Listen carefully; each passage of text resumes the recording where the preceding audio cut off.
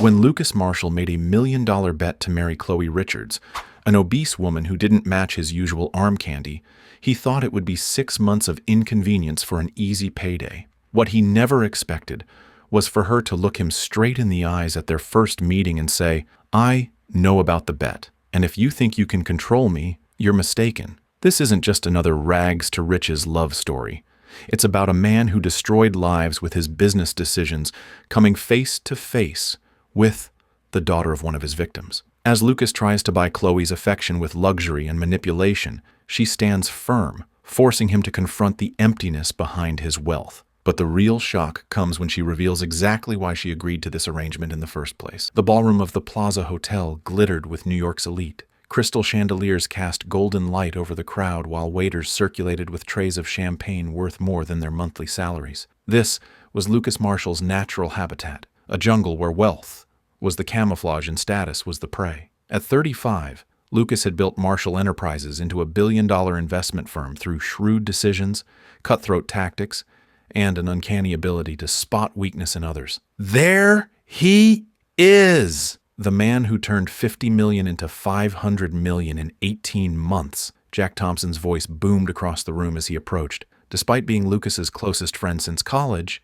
Jack was also his fiercest competitor. Both men had climbed to the pinnacle of Manhattan's financial world, though their methods couldn't have been more different. Where Lucas was cold calculation, Jack was bold risk-taking. Where Lucas preferred precision, Jack embraced chaos. Lucas turned with a practiced smile, champagne flute dangling between manicured fingers. Only because you passed on that Russian steel deal. Your loss, my gain. Always keeping score, aren't you? Jack laughed, clapping Lucas on the shoulder hard enough to send ripples through his perfectly tailored Brioni suit. That's why you're still alone. You turn everything into a competition, even relationships. The comment hit its mark. Lucas's jaw tightened momentarily before he regained his composure. His dating history was well known among their circle, a revolving door of models and socialites, each one more physically perfect than the last, none lasting longer than 3 months. Why settle for one when you can sample them all? Lucas deflected with a smirk, gesturing toward a group of women across the room who had been eyeing him all evening.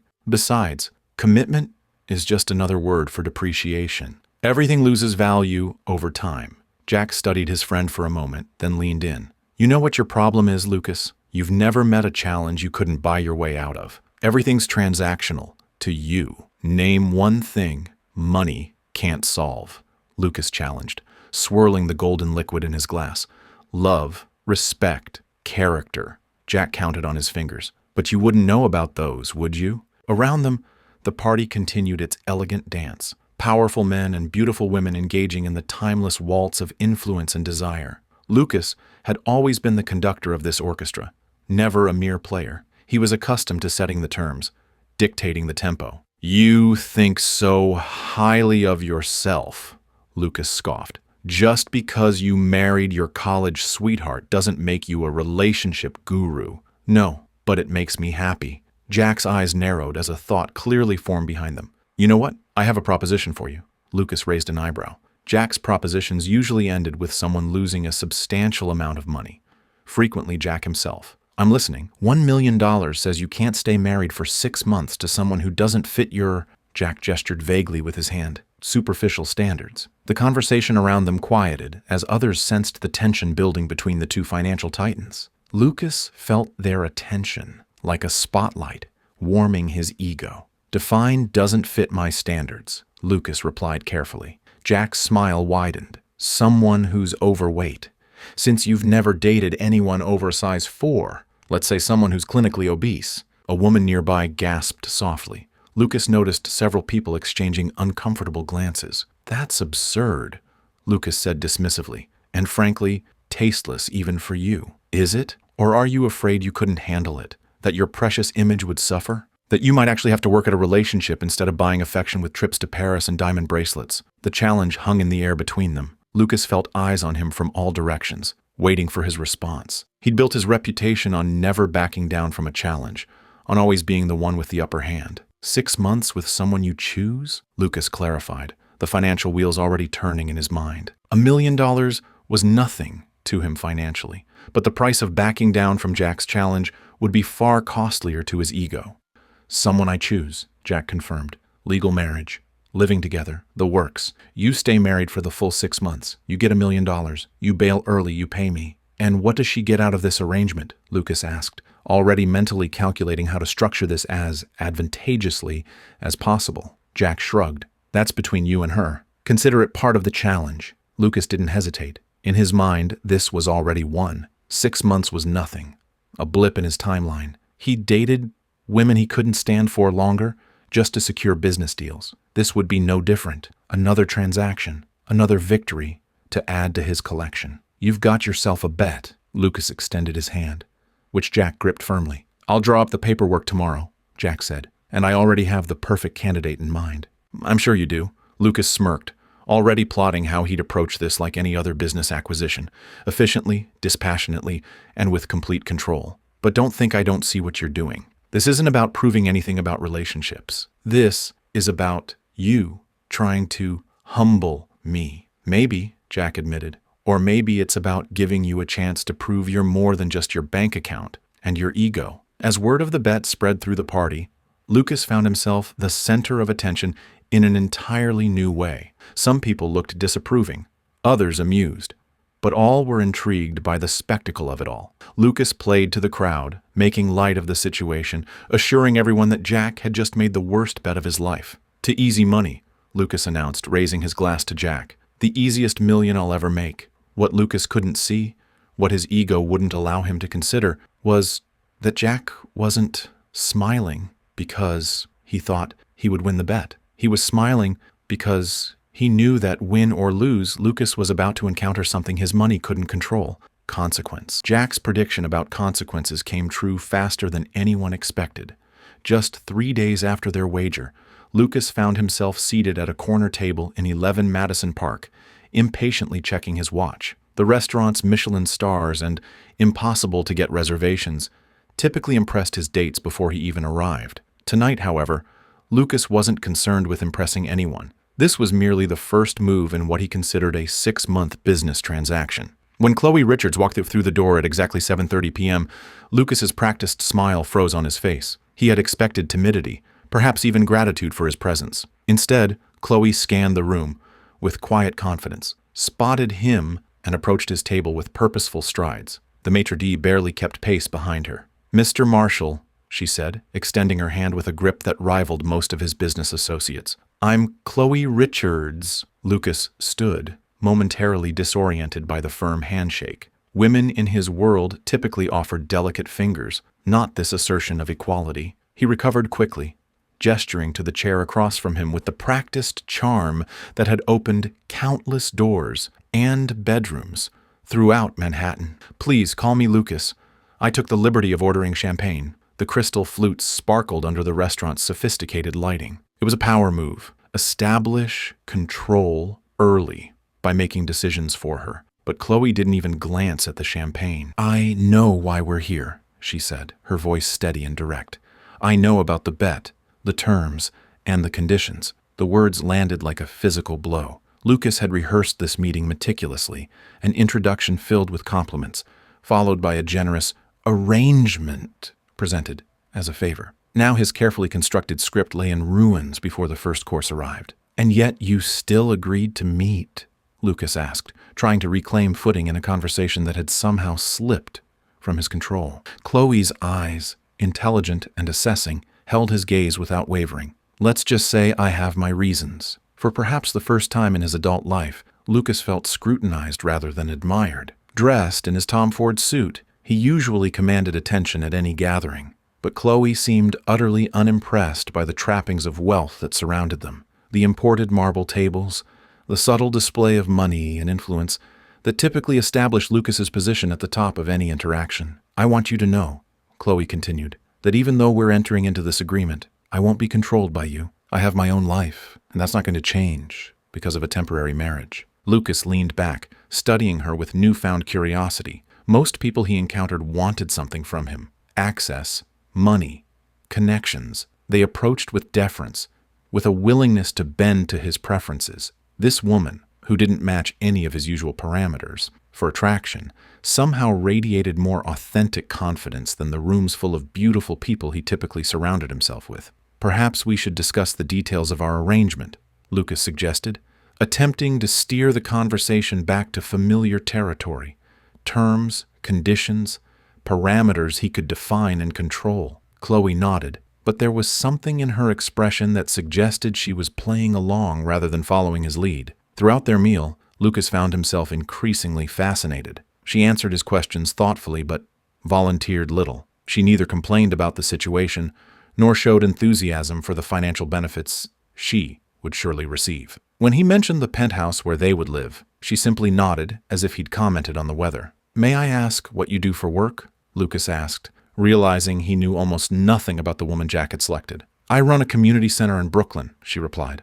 "We offer after-school programs, job training, and support services for families in crisis." Not the answer he expected. Lucas had assumed she would be unemployed or working some menial job, someone who would jump at financial security. Instead, he found himself sitting across from a woman with purpose, with a life of meaning that existed completely independent of his world. As their dinner progressed, Lucas deployed his usual arsenal of charm, stories designed to impress, questions framed to flatter. Yet each attempt seemed to bounce off Chloe's impenetrable self-possession. She wasn't rude or confrontational, just utterly unmoved by tactics that had worked reliably throughout his adult life. "Are you familiar with the full terms?" Lucas finally asked, his curiosity genuine. 6 months of marriage, living together, appearing at certain events as a couple. "Yes," Chloe said simply. Jack explained everything, including your history of never dating anyone who doesn't match conventional beauty standards. The directness of her assessment, delivered without bitterness or insecurity, landed with unexpected force. Lucas was accustomed to women who either fit those standards or pretended his physical preferences didn't matter. Chloe acknowledged the reality without shame or defensiveness. "And you're comfortable with that arrangement?" Lucas pressed, genuinely puzzled. "Let me be clear," Chloe said, leaning forward slightly. "I'm not agreeing to this because I'm desperate for your money or approval. Like I said, I have my reasons." The mystery of those reasons lingered as they finished their meal. For the first time in recent memory, Lucas found himself struggling to read someone's motivations. She wasn't impressed by wealth, wasn't intimidated by his status, and showed no signs of romantic interest. Yet here she sat, calmly discussing a 6-month marriage to a stranger as if arranging a business partnership. When dinner concluded, Lucas signaled for the check with his customary authority. It was a practiced gesture, one that typically reinforced his position. He would pay, as he controlled everything else. But even this small assertion of power felt hollow now. "I'll have my lawyer send over the prenuptial agreement tomorrow," Lucas said as they stood to leave. "We can schedule the ceremony for next Friday, if that works for you." "That's fine," Chloe replied. She extended her hand again for another firm handshake. "Good night, Lucas. This has been illuminating." As Lucas watched Chloe walk away, that single word, illuminating, echoed in his mind like a warning bell he couldn't quite decipher. Their wedding day arrived with all the warmth of a corporate merger. No flowing white dress, no tearful relatives, just signatures on paper, and an exchange of rings that felt more like business collateral than symbols of love. The ceremony lasted precisely 14 minutes in a sterile government office, with a court clerk who'd performed 3 other marriages that morning and looked equally bored by all of them. No champagne toast followed, no rice thrown, no celebration dinner. Instead, Lucas guided Chloe to his waiting town car, maintaining the professional distance that had defined their interactions so far. Even the wedding bands were understated, platinum bands with no diamonds or embellishments, selected by Chloe herself when Lucas had offered something more extravagant. "Welcome to your new home," Lucas announced as they stepped into his penthouse apartment, the floor-to-ceiling windows showcasing a panoramic view of Manhattan that had impressed CEOs and celebrities alike. He watched Chloe carefully, expecting at least a flicker of awe or appreciation. The marble floors, custom artwork, and designer furniture had been featured in Architectural Digest just 6 months earlier. Chloe nodded politely, set down her modest suitcase, and asked which room would be hers. No gasps of delight. No wandering around in amazement touching expensive items. No comments about how she'd never seen anything so beautiful. Just practical questions about where she would sleep and store her belongings. Later that evening, Lucas presented her with a black velvet box containing a diamond necklace worth more than most people's annual salary. "A wedding gift," he explained, watching her face for signs of excitement or gratitude. Chloe opened the box, examined the necklace briefly, then closed it again. Thank you, but I don't wear diamonds. They're not practical for my work. Your work? Lucas raised an eyebrow. You don't need to work anymore. You're married to me now. Our arrangement doesn't change my career plans, she replied evenly. I'll be at the community center tomorrow morning at 8, as usual. This wasn't how Lucas had expected their first night as a married couple to unfold. In his experience, women melted when presented with expensive jewelry.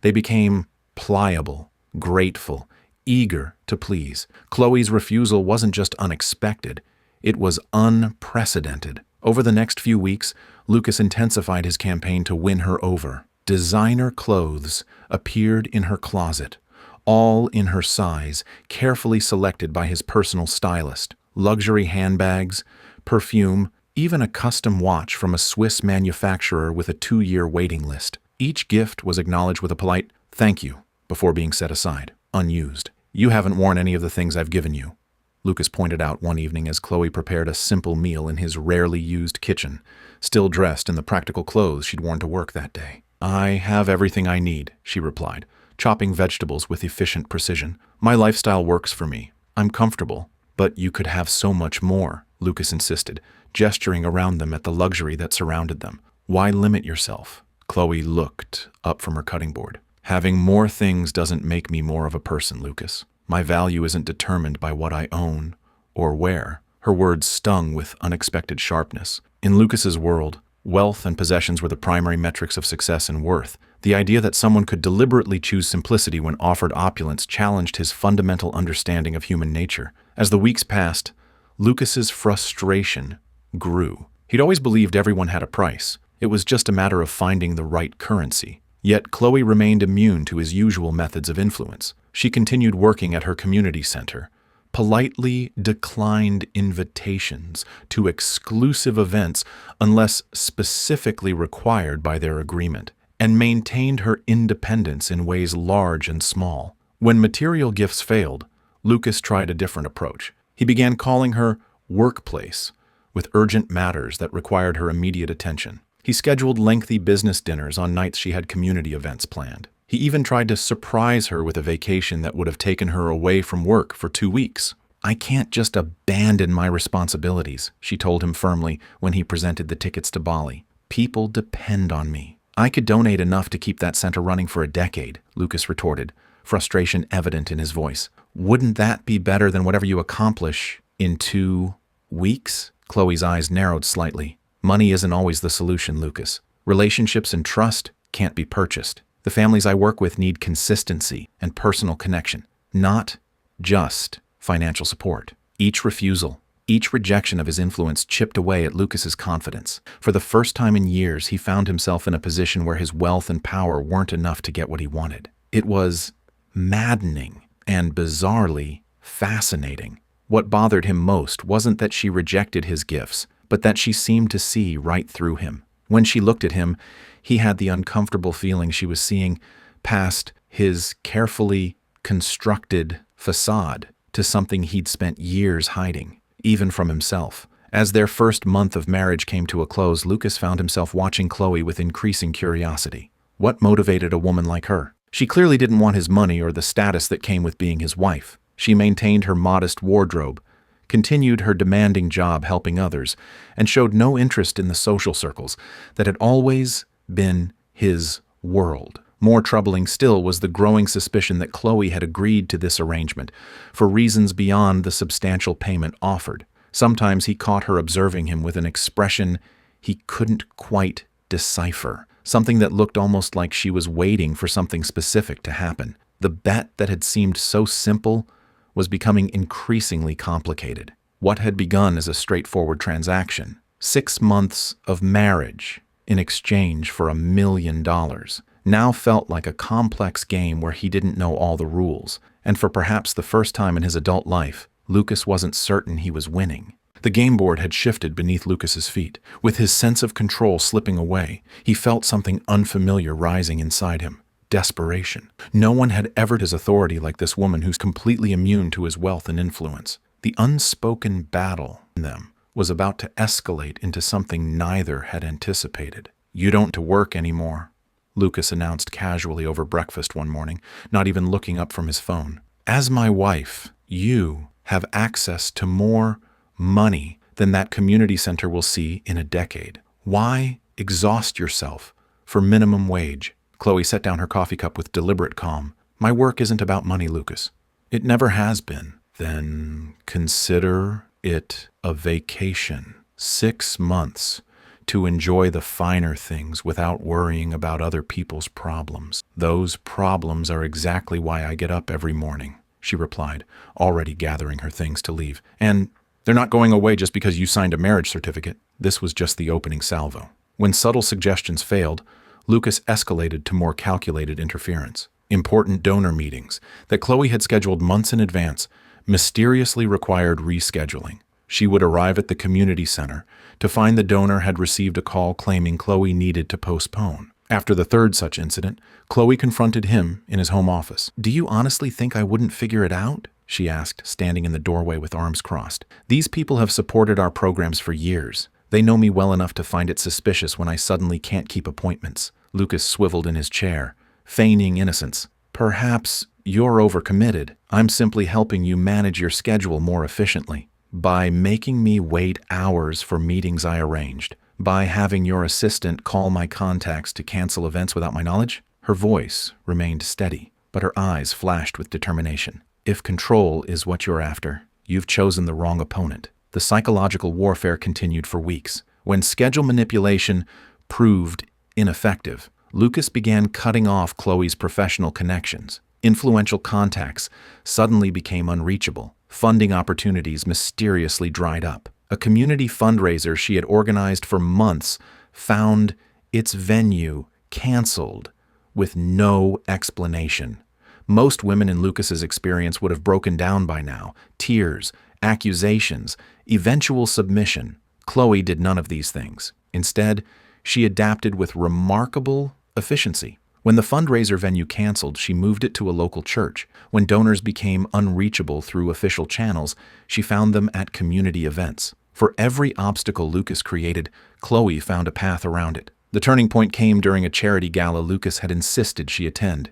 He'd watched her navigate the room of elite socialites with surprising grace, engaging meaningfully with people who would normally have dismissed someone like her. After an hour of observation, he approached her as she stood alone by the champagne fountain. You're quite the social chameleon, he remarked, handing her a flute. These people seem to actually enjoy talking to you. Because I listen to them, she replied simply. Something you've never bothered to do with me. I hear everything you say. Hearing isn't listening, Lucas. She turned to face him fully. You know, for someone with so much, you're remarkably empty inside. The words hit with unexpected force. No one spoke to Lucas Marshall this way. Empty? He repeated, his voice dangerously low. I've built an empire that employs thousands. I've generated more wealth than most people can comprehend. And what has any of that done for you as a person? Look around this room. She gestured at the glittering crowd. Everyone here either fears you or wants something from you. Not one person knows who you really are beneath the wealth and power, because there's nothing to know. Lucas felt something crack inside him, a hairline fracture in the perfect facade he'd constructed over decades. You don't know what you're talking about. I know exactly what I'm talking about. I've watched you try every manipulation tactic in your arsenal to break me down. And for what? To prove you can control one more thing in your perfectly controlled life? That's not strength, Lucas. It's weakness. That night, Lucas paced his penthouse for Chloe's words echoing in his mind. The woman who should have been easiest to dismiss had somehow seen through every layer of his carefully constructed identity. The realization was both and strangely exhilarating. The following weeks brought us in tactics. Instead of sabotage, Lucas observing Chloe carefully, watching how she interacted with others, the passion she brought to her work, the quiet dignity with which she handled continued attempts at control. Something was inside him, though he couldn't name it yet. One evening, he arrived home to find Chloe in an animated phone conversation about emergency housing for a family whose apartment had burned down. I'll cover the hotel costs myself until we find them something permanent, she was saying. And we'll need to organize some clothing donations tomorrow morning. After she hung up, Lucas asked, "Do you care so much about people barely know?" She studied for a moment. Because someone has to, and because I know what it's like to lose everything. For the first time, Lucas felt genuine curiosity rather than the need to dominate. "What happened to you?" he asked, his voice lacking its usual sharp edge. "That's for another time," she replied, her coat. "I need to meet family at the—" "I'll drive you," he offered, surprising them both. As they rode the elevator down to the— Lucas confronted unfamiliar emotions surging through him, for her unwavering strength, confusion at his inability to manipulate her, and something deeper he wasn't ready to acknowledge. No one had ever made him question this way. "Why can't I get to you?" he asked suddenly. "Everyone has a price, a weakness. What's yours?" Chloe's expression softened slightly, though her resolve remained firm. "My worth isn't determined by what others of me. That's something you've never understood. Not about me, and certainly not about yourself." Her words cut through the silence like a knife. "My worth isn't determined by what others think of me, Lucas. That's something you've never understood. Not about me, and certainly not about yourself." The real reason Chloe couldn't be bought or broken wasn't some noble philosophy about self-worth. It was something far more personal, something that had been simmering beneath the surface of their arrangement since the beginning. As she stood before him in their penthouse living room, the city lights casting shadows across her face, I realized the woman who had entered this marriage with such confidence wasn't just playing a game. She was executing a mission, years in the making. "There's something I need to tell you," Chloe said, her voice steady despite the emotion swimming in her eyes. "Something I should have told you weeks ago." Lucas leaned against the marble countertop, curiosity replacing his usual arrogance. For weeks, he'd been trying to understand this woman who defied every attempt at control. Now he sensed he was finally about to get answers. "Do you remember Richard's printing company?" she asked. Lucas's brow furrowed. The name registered somewhere in the back of his mind. One of countless acquisitions from years ago. Nothing special, nothing memorable. "Vaguely," he admitted. "Small operation in Queens, I think." "It wasn't just some small operation," Chloe said, her voice taking on an edge he hadn't heard before. "It was my father's life's work, a business he built from nothing over 20 years. The air in the room seemed to thicken as understanding began to dawn on Lucas's face. He straightened up, suddenly alert. "You ruined him, Lucas. He lost everything, and it led to his death." Lucas stared at her, processing her words. "Your father committed suicide 3 months after you dismantled his company, stripped its assets, and fired everyone who worked there." Chloe's voice didn't waver, but tears welled in her eyes. "I was 19. My mother had already passed years before. He was all I had." Lucas fumbled for words, his usual quick retorts abandoned. I never knew." "Of course you didn't know. You never bothered to look beyond the numbers on a spreadsheet." Her words weren't shouted. They were delivered with a quiet intensity that made them impossible to ignore. "Do you have any idea what happened to us afterward? The despair? The poverty? My father built that company to give me a future, and overnight, it was gone." Lucas moved toward one of the dining chairs, needing to sit down as the weight of her revelation pressed on him. All those business deals, all those acquisitions, he'd never once considered the human cost. "So this marriage," he began. "I accepted the bet because I wanted you to feel just a fraction of what I felt," Chloe said, crossing her arms. "I wanted you to know what it's like to be played, manipulated, and left powerless." The full picture was coming into focus now. All those times she'd resisted his gifts, maintained her independence, refused to be impressed by his wealth. It wasn't just dignity, it was vengeance. When Jack told me about his plan, I couldn't believe it. The universe had handed me the perfect opportunity. A bitter smile crossed her lips. "Did you really think it was coincidence that your friend happened to pick the daughter of a man whose life you destroyed?" Lucas sat in stunned silence, his mind racing through the implications. Jack must have known. He'd orchestrated this entire scenario, putting Lucas face to face with the human consequence of his ruthless business practices. "I don't understand," Lucas finally said. "If you wanted revenge, why agree to 6 months? Why not just humiliate me publicly? You've had plenty of chances." Chloe moved to the window, gazing out at the city below. "Because public humiliation is temporary. You'd recover from that in a week with your PR team and lawyers." She turned to face him again. "I want you to feel the pain you caused, and that pain, Lucas, will haunt you for the rest of your life." The clinical precision of her plan stunned him. All this time, he'd thought he was in control of the situation, that at worst, he might lose a bet. But Chloe had been playing a much longer game. "So the community center, the families you help, that's real," she answered quickly. "After what happened to my father, I dedicated my life to helping families in crisis. Families like mine who were casualties of men like you. Lucas stood up, walking unsteadily to the bar to pour himself a drink. His hand trembled slightly as he lifted the glass. Why tell me now? You could have waited until the 6 months were up. Because watching you these past weeks, seeing you begin to question yourself, seeing cracks in that armor of arrogance, I realized something was happening I hadn't counted on.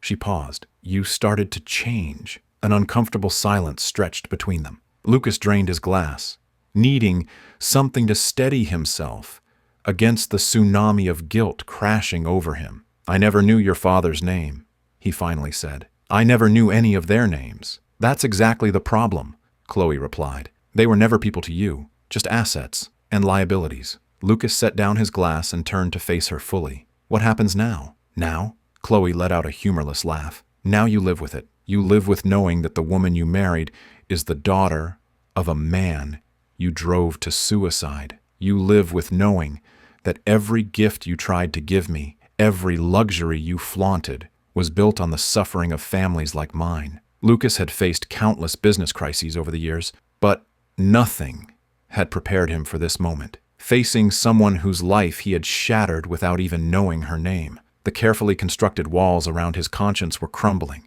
I could try to make amends, he offered weakly. You can't bring my father back, Chloe said, her voice finally breaking. You can't give me back the years I spent rebuilding my life from the ashes you left behind. Some wounds leave scars too deep for time alone to heal. As Lucas stood facing the shell of the man he'd become, Chloe's truth hung between them like a phantom, the ghost of her father's broken spirit and all the nameless others he'd crushed on his climb to the top. The revelation had shattered Lucas's carefully constructed reality, but Chloe's victory felt hollow as she watched him crumble before her eyes. Could she maintain her hatred when faced with his genuine brokenness, or would the satisfaction of revenge turn to ash in her mouth? Days passed like years in the penthouse that now felt more like a prison than a palace. Lucas wandered the halls like a man haunted, his eyes hollow and distant. The empire he'd built, the wealth he'd accumulated, it all meant nothing when measured against the weight of a single human life. The mirror reflected back a stranger, a monster who had dismantled businesses without considering the families behind them. The lives upended, the dreams shattered. I need to talk to you, Lucas said one evening, his voice unfamiliar without its usual confidence. I know an apology means nothing. Words are cheap, and I've built a career on empty promises. Chloe didn't respond. Her silence had become her most powerful weapon, a constant reminder of his failure. She'd perfected the art of looking through him as if he were made of glass, of creating distance even when they occupied the same room. Each day she deliberately removed herself from his presence, leaving behind only the cold void of her absence. I've been thinking about your father, Lucas continued, speaking to her back as she stared out the window, about the kind of man who would build something from nothing over 20 years, the dedication that takes, the vision. His voice cracked. I destroyed that in weeks without even knowing his name. The reality of what he'd done was sinking in deeper each day. Every luxury in his apartment, the Italian marble countertops, the custom furnishings, the art collection worth millions, now seemed to mock him. His success had been built on the broken dreams of people like Chloe's father, people who had families, hopes, and futures, until Lucas Marshall decided their companies were worth more dismantled than whole. Do you know what I realized today? He asked, not expecting an answer. I can't name a single employee from any company I've taken apart. Not one person whose life I changed forever. They were just numbers on a spreadsheet to me. For the first time in weeks, Chloe turned to look at him, not with warmth, but with clear-eyed assessment. The man before her was different from the arrogant millionaire who had accepted a bet on human dignity. His designer clothes hung looser on his frame, his perfect appearance now marred by sleepless nights and the weight of recognition. Realizing you're a monster doesn't make you less of one, she finally said. I know, he nodded, accepting her judgment without defense. Nothing I do can bring your father back or give you back those years, but I need to try to be better. Not for forgiveness, I don't deserve that, but because it's the right thing to do. The next morning, Chloe found fresh flowers in the kitchen. Not an extravagant arrangement from some high-end florist, but simple wildflowers. Beside them sat a cup of coffee prepared exactly how she liked it. 1 sugar, splash of almond milk. She'd mentioned it once, weeks ago, in passing. The fact that he'd remembered and noticed such a small detail was more unsettling than any grand gesture could have been. It continued over the following days. Small, thoughtful acts that required attention rather than money. Her favorite tea appeared in the pantry.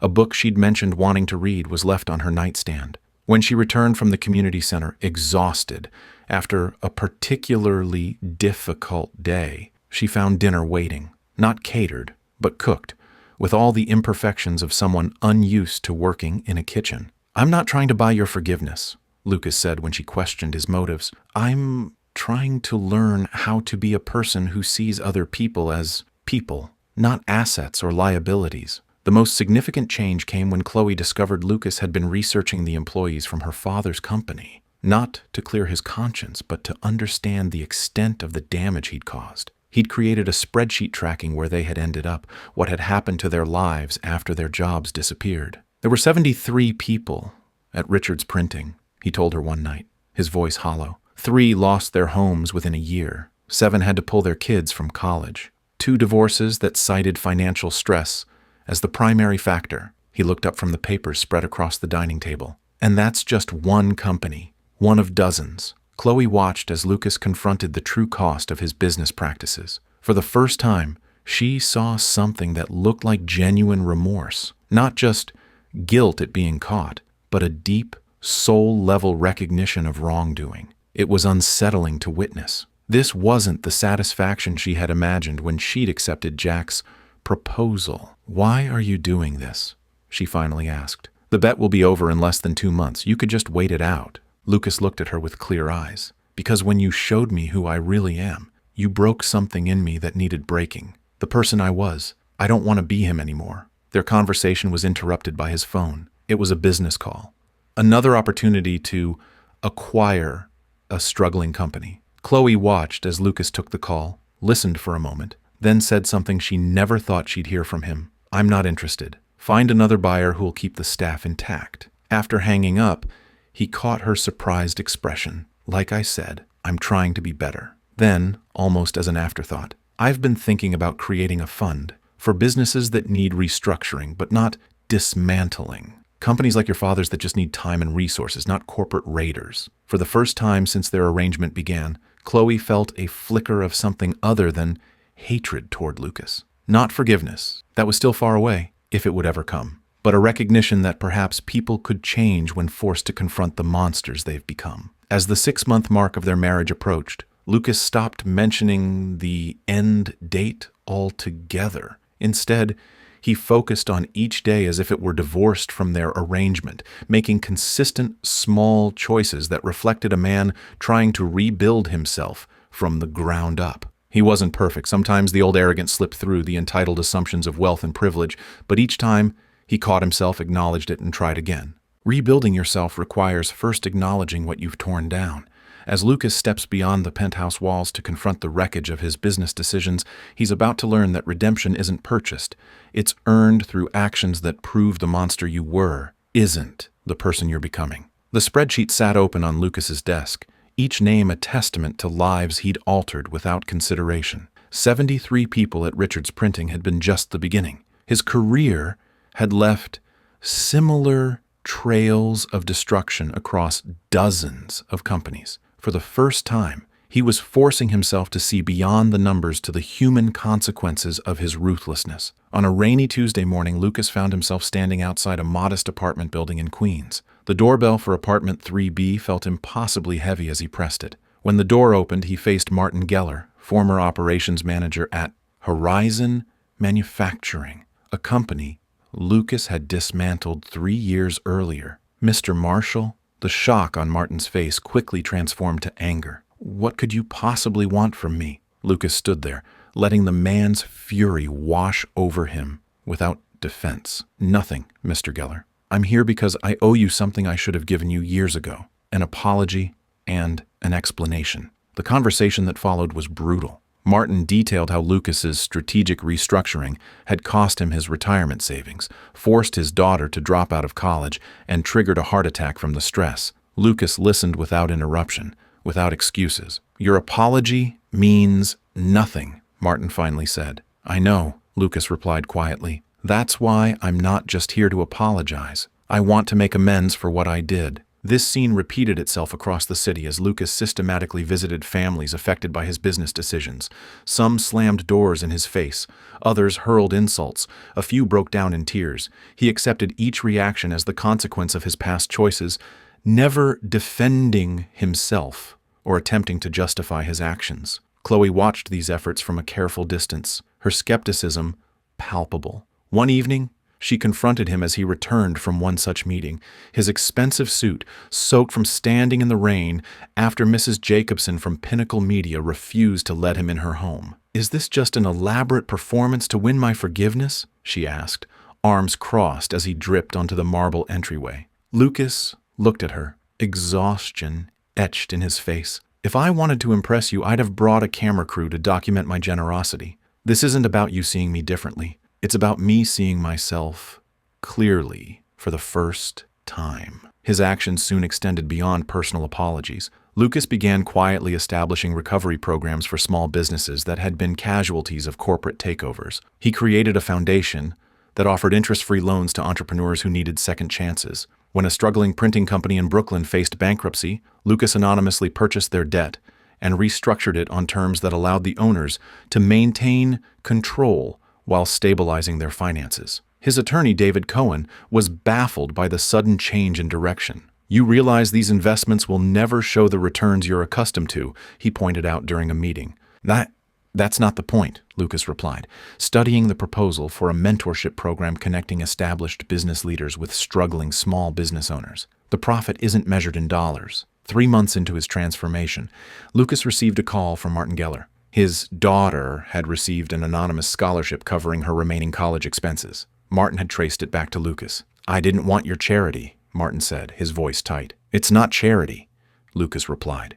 "It's restitution. There's a difference." After a long silence, Martin asked, "Why now?" "After all this time?" Lucas considered the question carefully. "Because someone finally made me face what I'd been creating. And once I saw it, I couldn't unsee it." Chloe's skepticism began to waver as spring turned to summer. One evening, she returned home to find Lucas surrounded by financial documents at the dining room table. "What's all this?" she asked. "I'm reviewing every acquisition Marshall Enterprises has made in the last decade," he explained. "For each company we dismantled, I'm establishing a fund to support the affected employees and communities." Chloe picked up a document detailing a new small business incubator program located in the same neighborhood where her father's printing company had once stood. "Thus, this will cost you millions," she observed. "Yes," Lucas replied simply. "And you don't care?" Lucas looked up at her, his expression unguarded. "I used to think wealth was power. Now I understand its responsibility." As the transformation continued, Lucas found himself changing in ways that went beyond his business practices. The expensive suits felt increasingly uncomfortable. The luxury car seemed unnecessary. The vast penthouse echoed with emptiness. He began spending more time at the community center, initially just observing, but eventually offering his business expertise to people looking to start their own ventures. Chloe found him there one evening, sitting with an elderly woman who wanted to open a small bakery after losing her job at a corporate chain. Lucas was patiently walking her through a business plan, pointing out potential pitfalls and opportunities with the same sharp insight he'd once used to destroy companies rather than build them. Later that night, Chloe confronted him. "Is this real? This change in you?" Lucas considered the question. "I don't know if I can ever fully atone for the person I was," he answered honestly. "But I know I can't be that person anymore." The following week, Lucas faced his board of directors, presenting his vision for transforming Marshall Enterprises into a force for sustainable business growth rather than predatory acquisition. The resistance was immediate and vociferous. "This is business suicide," Harold Winters, his longest-serving board member, growled. "We have shareholders to answer to." "Yes, we do," Lucas agreed calmly. "And I'm prepared to buy them out if they don't share this vision." "You'd risk everything you've built?" another director asked incredulously. Lucas met his gaze steadily. "What I built destroyed lives. What I'm proposing would create them." Later that night, as they sat on the balcony overlooking the city, Chloe asked the question that had been building for weeks. "What happens when our 6 months are up?" Lucas looked at her, this woman who had forced him to confront the monster he'd become. "I don't know," he admitted. But I do know that whatever happens between us, I can't go back to who I was before I met you." The words, "I can't go back to who I was before I met you," lingered in the air between them, carrying a weight neither was prepared to acknowledge. Watching Lucas now, Chloe could barely recognize the arrogant millionaire who had entered her life 6 months ago with a contract and a smirk. Something fundamental had shifted, transforming their calculated arrangement into territory neither had mapped. The clock was ticking toward their marriage's expiration date, but the walls they'd built from the pain and distrust were crumbling, revealing emotions neither was prepared to face. Lucas found himself doing something he'd never done before, hesitating before making a business decision. The 6-month milestone was approaching, the finish line of their contractual marriage. He should have been preparing the divorce papers, counting down the days until he could return to his previous life. Instead, he found himself deliberately avoiding any mention of their agreements and date, as if speaking it aloud would make it more real. One evening, Lucas arrived home early with takeout from a small family restaurant in Brooklyn that Chloe had once mentioned in passing. Not the Michelin-starred establishments he typically frequented, but a modest place where the owners knew her by name. Chloe had looked at him with genuine surprise when he walked through the door carrying those simple paper bags. "You remembered," she said, her voice carrying a note of wonder that made something twist in his chest. "I listen when you talk," he replied simply, setting the food on the counter, a stark contrast to the man who had once interrupted her constantly. Certain, his thoughts were more valuable than hers. These small moments began to accumulate like drops of water slowly eroding stone. A genuine laugh shared over dinner, an unguarded conversation about childhood dreams at midnight, his hand reaching for hers during a community center event, not for show, but because it felt right. For Chloe, accepting these new feelings meant confronting an impossible contradiction. How could she develop genuine affection for the man responsible for her father's death? Each moment of warmth toward Lucas felt like a betrayal of her family's pain. She would catch herself smiling at something he said, then immediately remember why she had entered this marriage in the first place, to make him understand the human cost of his actions. "You're quiet tonight," Lucas observed as they sat on the balcony watching the city lights, the same view that had once been part of his calculated display of wealth. "I'm thinking about my dad," she admitted, "about what he would think of all this." Lucas nodded slowly, no longer trying to fill uncomfortable silences with empty promises or deflections. "I wonder that too. Sometimes I feel like I'm betraying him by—" She couldn't finish the sentence. "By not hating me anymore?" Lucas offered softly. The question hung between them, neither ready to confirm what both already knew. For Lucas, the transformation was equally disconcerting. He had spent years assessing people based on what they could offer him: business advantages, social connections, physical attractiveness. Yet with Chloe, he found himself appreciating qualities he had never valued before. Her unwavering integrity, her capacity for compassion even toward those who had wronged her, the quiet strength that had weathered storms that would have broken most people. When they first met, he had registered only that she didn't match conventional beauty standards, a superficial assessment that now made him cringe with shame. Now when he looked at her, he saw someone extraordinary, someone whose worth couldn't be quantified by any metric he had previously used. One rainy Sunday afternoon found them working side by side at the community center, Lucas rolling up his sleeves to help paint a classroom alongside volunteers. Chloe watched him joking with a teenager who had initially regarded him with suspicion, now both laughing as they debated the merits of different basketball teams. "You look happy," she observed later as they walked home, sharing an umbrella in the light drizzle. "I am," he replied, sounding almost surprised. "I feel useful, like I'm finally building something worthwhile instead of just acquiring things." Their dynamic had fundamentally shifted from manipulation and resistance to something built on growing mutual respect. The power struggle that had defined their early interaction had evolved into partnership. Lucas no longer tried to control situations or impose his will. Instead, he found himself genuinely interested in Chloe's perspective, valuing her insight over his own in many matters. As their contractual deadline approached, a new tension emerged, the unspoken question of what would happen when the 6 months ended. Neither brought it up directly, creating a sense of suspended animation as they continued their daily lives with the future uncertain. Lucas found himself waking up earlier than necessary, just to share morning coffee with Chloe before she left for work. Chloe began texting him throughout the day, small updates and observations she wanted to share. These weren't calculated moves in a strategic game anymore. They were the natural behaviors of two people who had come to value each other's presence. The revelation came on an ordinary Tuesday evening. Lucas had been searching for documents in his home office when he came across the original contract they had signed. His hand froze over the paper, the legal language suddenly feeling hollow and inadequate to describe what now existed between them. When Chloe found him there, still staring at the document, the look on his face told her everything. "I don't want this to end," he admitted, his voice barely above a whisper. "I know I have no right to ask for more time, not after everything. But the thought of going back to my life before you, I can't do it." Chloe stood in the doorway, the internal conflict evident in her expression. How could she reconcile the pain of her past with the unexpected feelings of her present? The man who had once represented everything she despised had somehow become someone she couldn't imagine losing. "I'm scared," she finally confessed.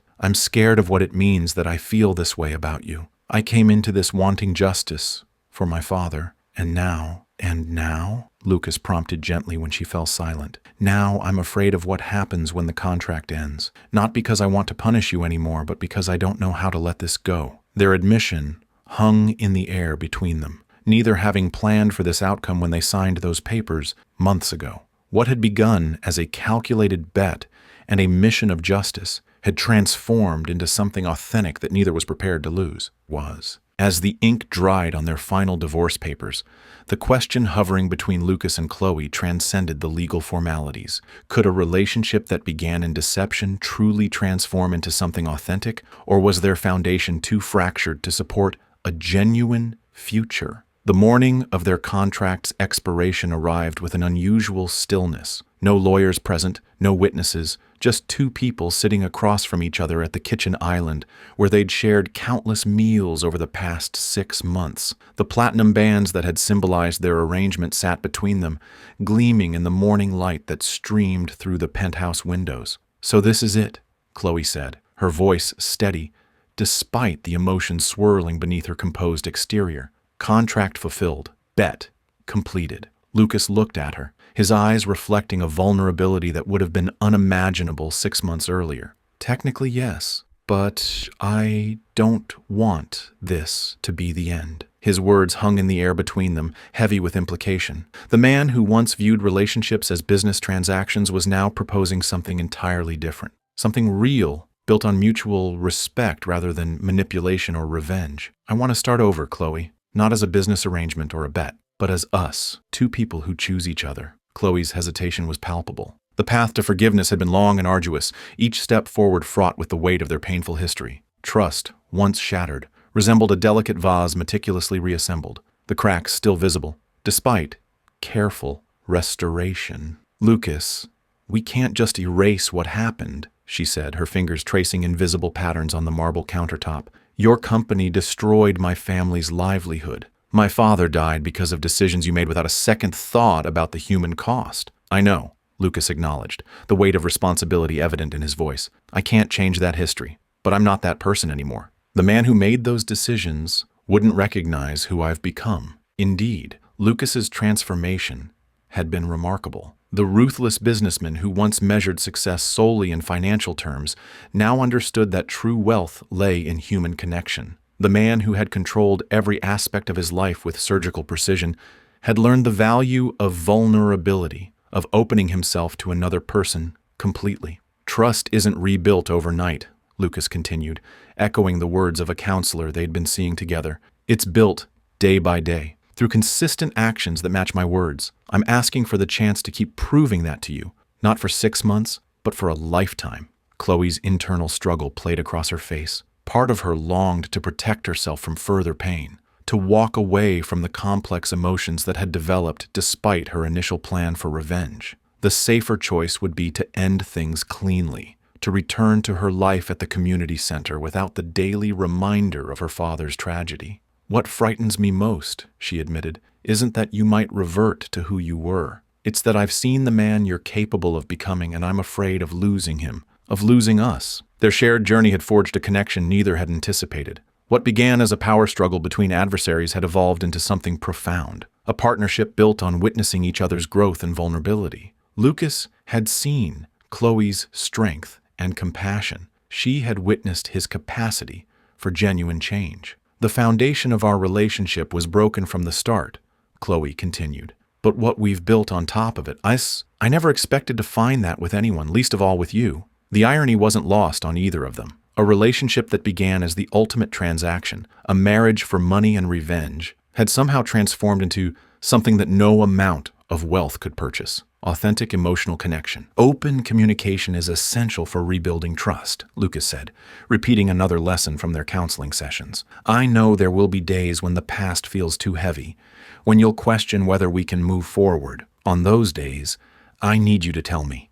No more secrets between us. The silence that followed felt weighted with possibility rather than tension. Outside the window, Manhattan continued its relentless pace, but inside the penthouse, time seemed suspended.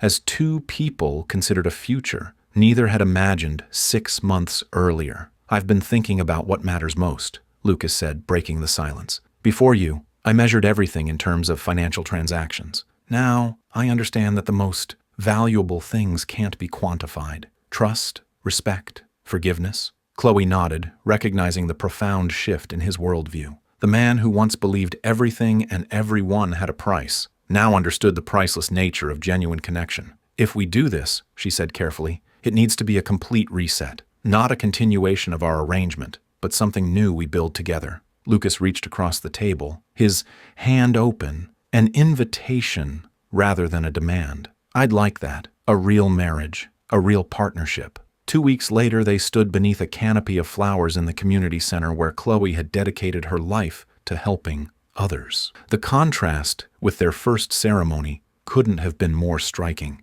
Where their court wedding had been cold and perfunctory, this celebration radiated warmth and authenticity. The room was filled with people whose lives they had touched, families from the center, employees from businesses Lucas had helped revitalize, friends who had witnessed their extraordinary journey. When they exchanged vows, the words carried the weight of their shared history and the promise of their future. These weren't empty promises, but commitments forged through challenge and transformation. I take you, not for what you can give me or what you represent, Lucas vowed, his voice steady and sure, but for who you are and who we become together. Chloe's response reflected her own journey from vengeance to love. I choose you not despite our past, but because of how we've transcended it. Because every day, you show me that people can change when they're brave enough to face their mistakes. As they sealed their vows with a kiss, the platinum bands they now wore symbolized something entirely different from their first exchange. Not a contract with an expiration date, but a promise without limit or condition. 3 months into their genuine marriage,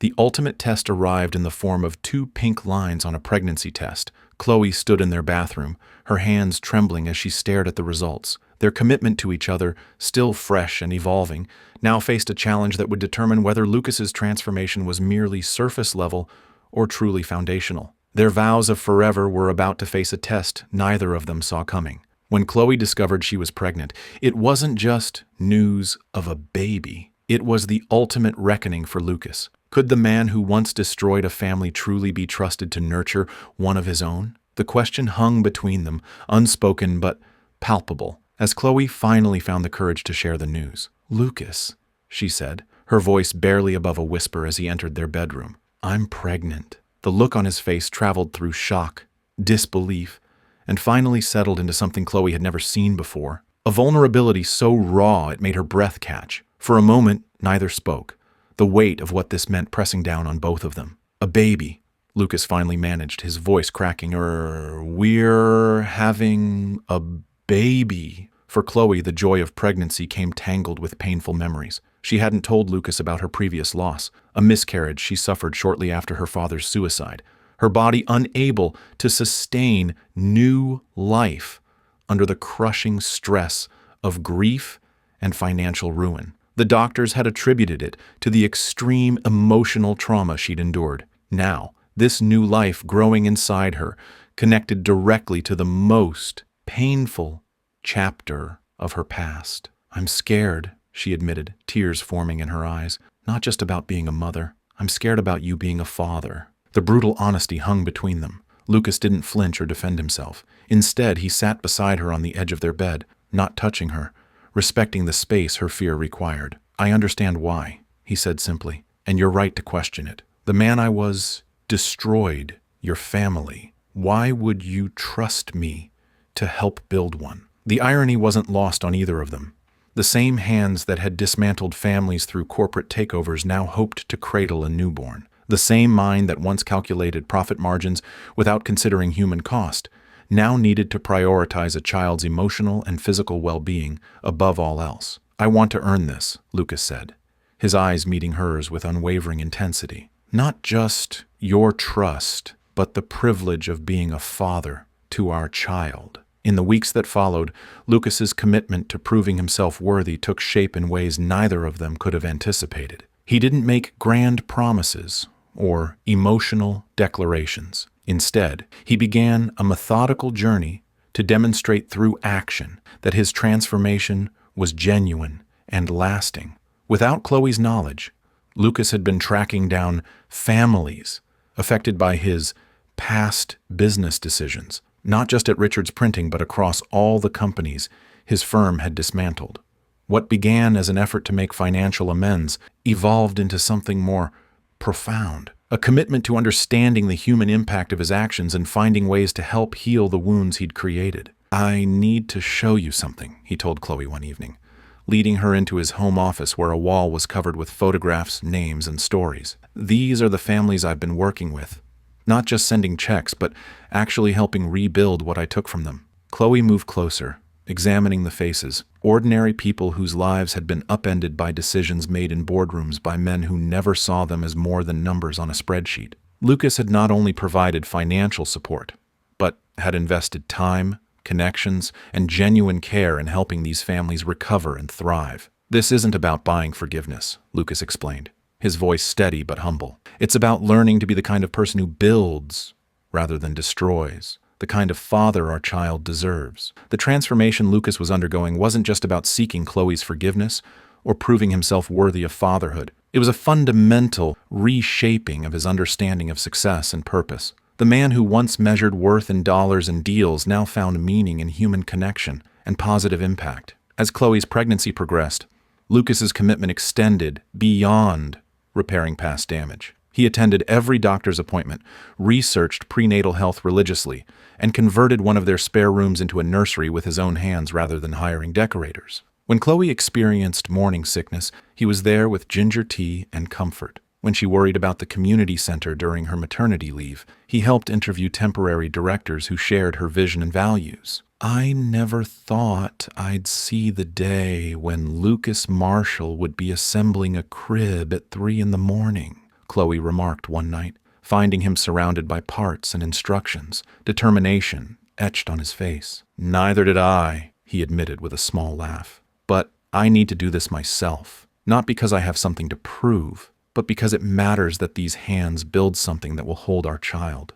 The symbolism wasn't lost on either of them. Their relationship, which had begun as a power struggle rooted in deception and revenge, had transformed into a partnership defined by mutual growth and vulnerability. The journey from adversaries to lovers to expectant parents hadn't been smooth or predictable, but its authenticity was undeniable. One evening in her 7th month, Chloe found Lucas sitting alone on their balcony, staring out at the city lights. She joined him quietly, her hand resting on her swollen belly. "What are you thinking about?" she asked. "How close I came to missing this," he answered, his voice thick with emotion. "If you hadn't forced me to face who I was, if you hadn't been brave enough to hate me, and then brave enough to love me, I would have continued destroying things without ever knowing what it feels to create something meaningful." He placed his hand gently over hers, feeling the baby kick beneath. "I'm not the same man who made that bet," Lucas continued, "and I'm still becoming the man who deserves to be this child's father. It's work I'll never finish, but it's the only work that matters now." In those moments of quiet truth, Lucas and Chloe found the answer to the question that had haunted them since the pregnancy test. Yes, a man who once destroyed a family could learn to nurture one, not because destruction and creation are similar skills, but because genuine transformation changes a person at their core. When their daughter was born on a snowy December morning, Lucas held her with hands that trembled with both fear and wonder. Looking down at her tiny face, he made a silent promise not just to her, but to all the families his old self had harmed, that his new life would be dedicated to healing rather than hurting, to building rather than breaking. "What should we name her?" Chloe asked softly, watching Lucas cradle their daughter with a tenderness that would have been unimaginable a year earlier. Hope, Lucas suggested, his voice barely audible, because that's what she is. Proof that even the most unlikely beginnings can lead to something beautiful. In the end, the story of Lucas and Chloe transcends the million-dollar wager that brought them together. Their journey reveals something far more precious than wealth or status, the human capacity for authentic transformation.